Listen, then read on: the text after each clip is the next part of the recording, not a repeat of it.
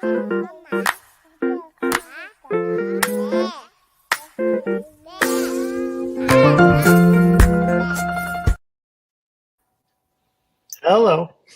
Hello, everyone. Hello. Hi, welcome to the show. Welcome to episode 4. We're already in episode 4 of season 2, which is really fantastic.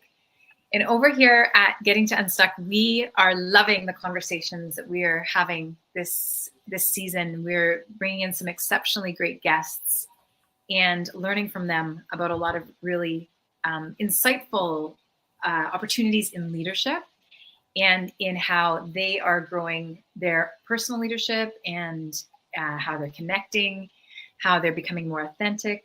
And today's guest is no exception. Nekka, welcome to the show. I would love to just introduce you to our people, and then we'll let you introduce yourself more fully. Nekka believes in the power of leadership and capacity building. So we're going to talk a little bit about that. She supports solutions to ensure staff feel valued, respected, and connected to her organization's mission. So she's the human resources manager for training and development, and she coaches leaders to reach their goals and empower their fellow team members. Nekka is a part of UP Partnership in San Antonio, Texas, and she joined UP in 2016 and contributed to launching the My Brother's Keeper San Antonio network.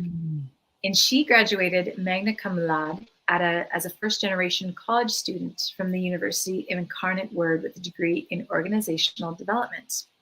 She is a recent ICF Associate Certified Coach. We call that ECC.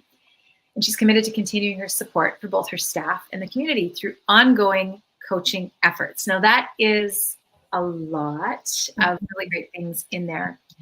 Nekka, welcome to the show, first of all. We're really glad that you're here today and you're taking the time to share some of your experience with us. Thank you for having me. Hello, everyone. So, yes, I am Nekka. I have recently, how Christal said, got my certification through ICF, my ACC. What inspired me to actually follow through with coaching is when I joined on to UP Partnership, a couple of my colleagues were like, "You will make a good coach." So, I kind of essentially knew people came to me for advice and things like that. But I guess I never looked at myself as a coach, especially for people in higher positions as me, to actually, come to me for advice and do things like that and actually start establishing me and looking at me in that light, actually motivated me to, pursue on and start looking into opportunities with coaching. So it actually came about at the organization a few years down the line. And that's when I met Carol and actually started my coaching journey at the organization.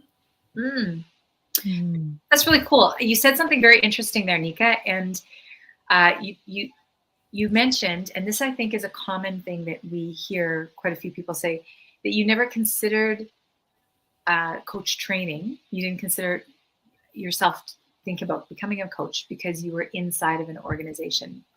And I think that's an interesting element that we want to talk about today for some very specific reasons, because there's a lot of experience that you have that we want to draw on in our conversation as we're talking about what does it look like to recognize when your team does need coach training. So to get our conversation started, I'm just really curious, Nekka, about what makes you you. Like, what brought you? There's a few little tidbits there in your intro that we touched on, being first generation in your family to be a college graduate, and what was that journey? What has that journey meant for you? So I guess starting out, like, I've always felt like I've been drawn to spaces to uplift other individuals. So that is what I did know even before I knew what coaching or life coaching or anything like that was. What I did know is, like, I was drawn to people. They would come to me for advice. They would come to me and then they would, tell me things like they left feeling valued. They left feeling heard. at the time, I still didn't know that, okay, well, this is in alignment with what, coaching with uplifting and, giving people the resources to be able to empower themselves.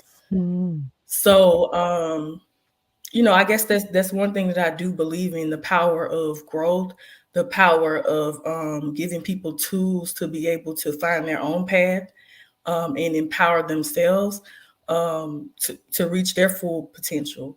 So that is something that I've always believed in. Just me as a mother, as a daughter, as a sister, as a friend, as a colleague, family member, I feel like that I, serve as a leader and also a coach in those roles. Mm. Yeah. Nekka, I recall you coming into the classroom when I was doing coach training with a partnership, and this natural ability that you have, that people are drawn to you. And it's such a common theme that we find in coaches in general, is that they already know that people trust them. So that fits with your education in organizational development. But I wonder, how did that become where you wanted to pursue further education? So I feel like with me pursuing organizational development, what it actually, once I started studying just even with that, or like looking up what organizational development actually meant, and it's centered around helping organizations grow, to have healthy relationships, intentional ways with their staff and employees, to create an environment where their staff feels valued, where the staff does feel supported and empowered to do their best work. So I feel like through the heart of all of that, with connecting the people at the organizations in alignment with the mission, that can look like fostering leadership, that can look like enhancing team collaboration, that can also look like aligning the organization with goals outside of themselves to with community partners, with other people in the community. So it can look like all of that. And when people do feel valued and they do feel supported, they can create incredible change for both the organization, for themselves, and within the community. Yeah. I heard when you were just speaking about your introduction, it sounded like you were heard as a leader, right? Even though maybe you didn't think you were a leader. Is that the case? Did I hear it right? Was it what was the leap, I guess, when you went from maybe I'm not a leader to I am a leader? What was that transition like?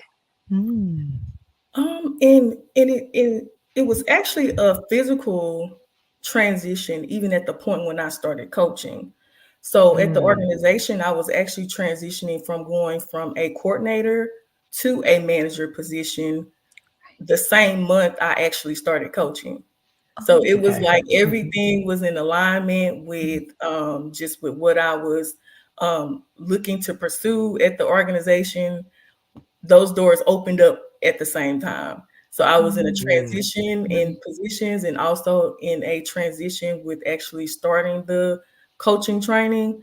So it was like that, it was in alignment. And then I was able to start establishing myself as a leader at the organization, also with establishing myself as support to the staff at the organization, with going through the coaching at the same time. They were going through the coaching, and being able to connect and start using those tools together with staff. And then just like making that connection with them to know what they actually needed to be supported as leaders as well.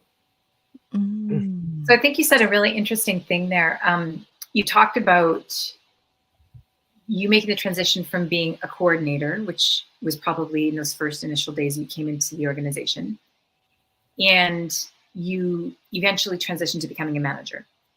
So that means different things to different people depending on the organization that they're in, right? So maybe being a manager means you're going to be managing more projects as opposed to more people.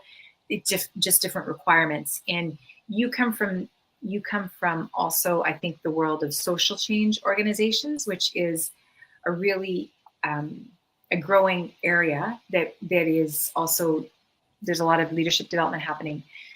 But I'm curious, what were some of the things that you recognized when you moved into becoming a manager of people that were, I want to say vital skills that you maybe didn't realize or foresee that you would need before that?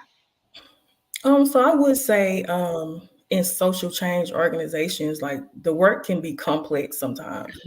So just through coaching, with being able to get that sense of fostering collaboration and a sense of responsibility to the work, connection with the staff. So just with the different departments, with everybody holding different pieces of that work, and seeing it come together and to better be able to communicate that work and come together to reach those goals.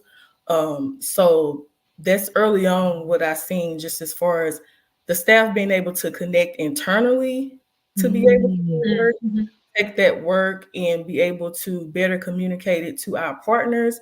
And then with the partners being able to better communicate it to our community. Just, we were speaking not long ago about that ripple effect and how what you chose to be doing within Up Partnership and how the partners then got the benefit of that kind of coaching culture. And then out as far as the community, what have you seen in the community that has changed since your organization took on being such a strong advocate for coaching? So we have been able to collaborate with a couple of different community partners, just as far as with coaching, being able to help them establish what their goals are at their organizations and define a clear path to be able to reach those goals at their organizations as well. So meeting targets, just as far as, if it's targets within the school district, with college enrollment and things like that, which is also in alignment with our North Star goal with attaining that we're trying to attain by 2030, with 70% of young people in Bexar County having access to post-secondary education. Oh, wow. That's a great goal. I didn't realize that. 70%. If every community had that, just imagine what the differences would be.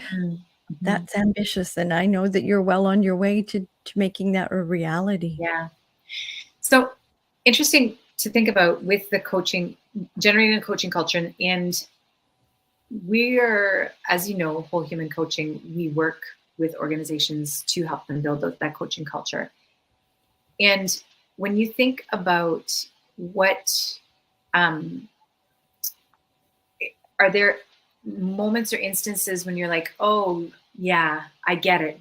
I see how things are changing, or I see how those leaders are showing up differently as a result of learning how to lead like a coach?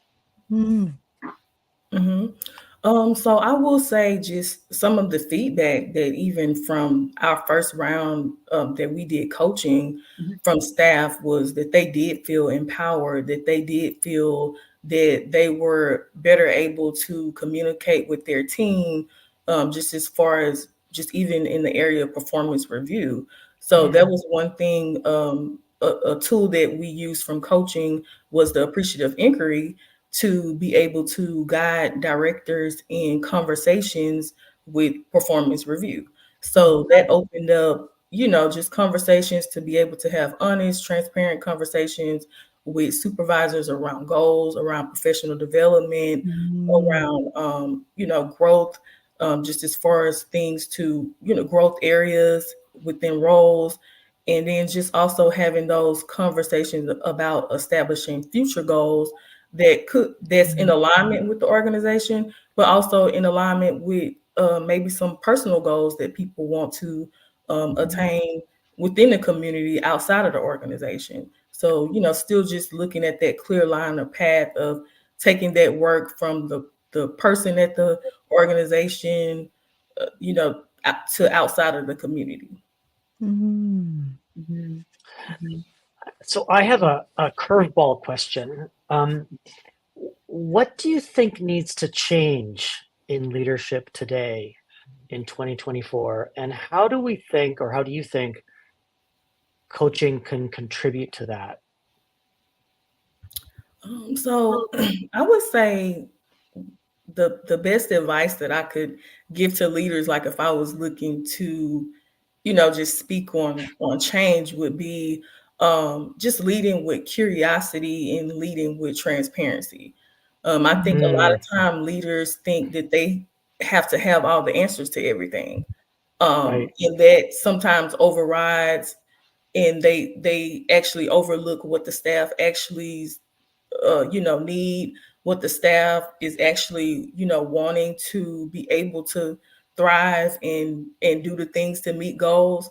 But it may be that Mm, they, already have a vision and, kind of overlook the voice of their staff sometimes. So Mm. I think just not thinking that with being in a position of leadership, you have to have the answers to all the questions, but right. actually, seek answers from staff, listen to what they may need. So that is Mm, a vital skill within coaching, is having active listening skills, Yeah, sure. Mhm. and then actually using what you're actually hearing from the person, and actually taking that and not trying to override what you're already thinking is the answer. mm, So valuable. yeah. Great, Again, great it answer. seems like we need to get to some basics, but the basics, when they're implemented the way you're describing, just they free people up, doesn't it? I just wanted to draw back to one thing that you said about being valued and being heard. Mm. And I hear from what you're sharing with us that was your experience in how you were brought in and brought up into a leadership position. How how do you exercise that on a day-to-day basis? What gives you the time to be able to value and really hear your people? So I think just even with me being in a position of training and development, I've been able to use those coaching skills to better have one-on-one conversations with staff, Mhm. by doing career development coaching. So getting to know them, what they need professionally, but also their personal needs to be able to Mm. thrive in their role. So just taking those skills and appreciating and building trust with staff to be Mm. able to, come to me with their needs to, Mhm. I guess further increase, if they want to be heard and want to be valued, that they know that it's someone who's on staff that can provide them with that opportunity. Oh, how wonderful. Such a great environment. Yeah, because I think you also touched on, if they want to be that they want to feel heard and they want to feel valued. And as much as we would like to tell ourselves that that's the case of people, especially in organizations that are focused on doing good for the world, that is sadly not always the case. And in fact, maybe it's quite often that people don't feel heard or feel valued. So what do you think? We talked about like how coaching helps us with this performance reviews, which is an important part of what we actually talk about here at Whole Human Coaching. But I'm Mhm. curious, have you seen or overheard people that are interacting with other people, maybe stakeholders in the organization, using those coaching skills that they've learned, and how that's created a positive outcome for them? So yes, most of the staff, well, not most, all of the staff pretty much uses coaching skills, um, most likely through facilitation. Mhm. So that's one thing that is strengthened as well with the staff going through the coaching training.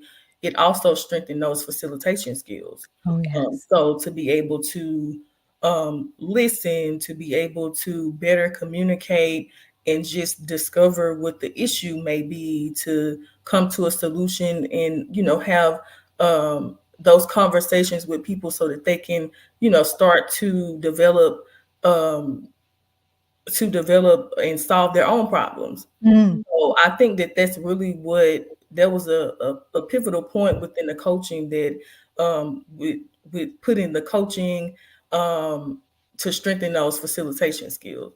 So that was true of us being able to communicate better with each other, and like how you said, with stakeholders as well, just to be able to move the work forward. Mm. Ooh, Mhm. that's yeah.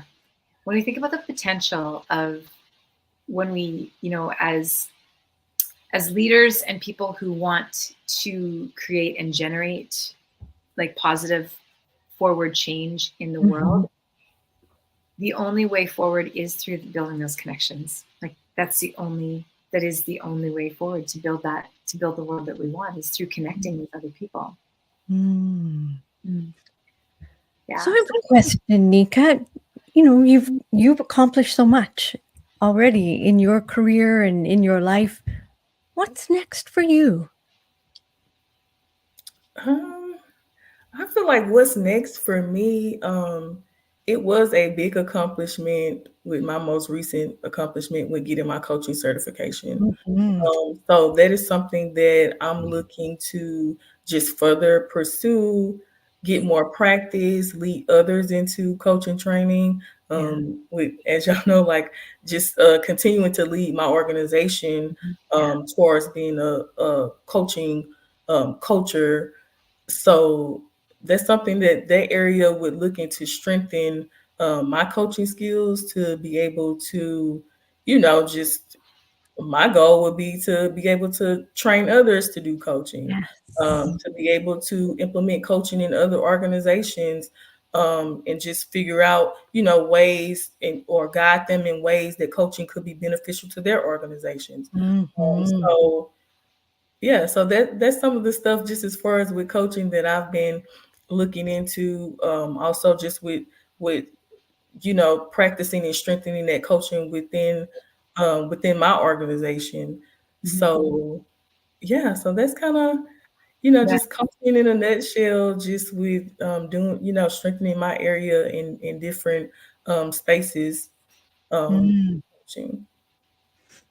Ooh, well, sounds exciting. Yeah. Love to be part of that conversation. Yeah. Yeah.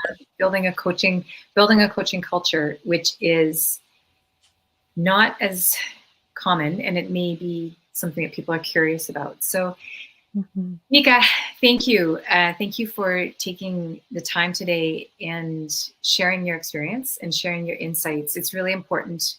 We feel it's important, and based on the conversations that we have with people, it is important for people to be able to hear how leaders are building the coaching culture in their organizations, and it gives them opportunities to be able to get a glimpse and a vision of what it could look like for them where they're at too. So I want to thank you. And on behalf of the Yeah. people that you serve, I mean, I'm not on behalf of them, but the people that you serve through Up Partnership, both your staff and the community that you are all so invested in, what a difference it makes to build a place where people have the permission to be authentic as leaders and to grow and to connect with each other. So thank you for being part of that. Mm. Yeah, And thank you. yeah, and thank you for joining us today, Nika. And thank you to you, our listeners. If you're still here, thanks. You're a valuable part of why we do what we do. And if you want to find out more about how to build the types of coaching culture in your leadership, as what we're talking with Nika about, feel free to reach out to us over at wholehumancoaching.com. You can learn more about Nekka and the work that her and the team does at Up Partnership at uppartnership.com. Is that right, Nekka? Oh, you froze. Oh no, I froze. Yeah, you did for me. So the website is uppartnership.org. .org. Okay. Right. Thanks a lot. And don't forget, if you enjoyed this show, to share it with someone who needs to hear it. Until the next time, take care. Thanks for joining. Thank you. Bye, Radhika.